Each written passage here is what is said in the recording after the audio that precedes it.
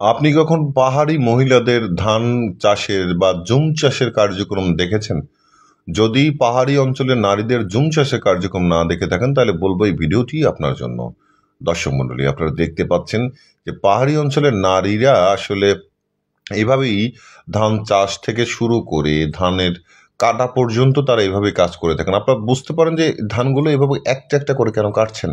তাদের বাড়ি, আপনারা জানেন যে পাহাড়ির বাড়িগুলো থাকে অনেক দূর দূরান্তে। তারা শুধুমাত্র ধানের বীজটাকেই কেটে এরকম ঘাড়ে করে নিয়ে যাচ্ছেন, কিন্তু আর অবশিষ্ট যে পাশে যে গাছগুলো বা যে লতাপালাগুলো থাকে সেগুলো জায়গায় থেকে আমরা যেটাকে নাড়া হিসাবে বা কুটা হিসাবে খড়কুটা হিসাবে ব্যবহার করে থাকি।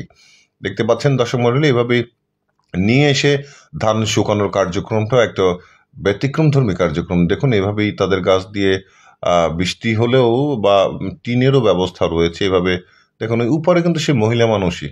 আর পাহাড়ি অঞ্চলে কিন্তু একটা জিনিস আমার কাছে অবাক লাগায় যে এখানে পুরুষের থেকে মহিলাদের পরিশ্রমের কার্যক্রম, মানে পুরুষ বৈশ্যা খায় আর মহিলারা দুনিয়ার আলোটি কাজবাজ করে আর কি। দর্শক মণ্ডলী, আপনারা যারা দেখছেন ভিডিওটি ভালো লাগলে শেয়ার করে সাথে থাকতে পারেন। কারো কোনো মন্তব্য থাকলে কমেন্টস করে জানাতে বলেন।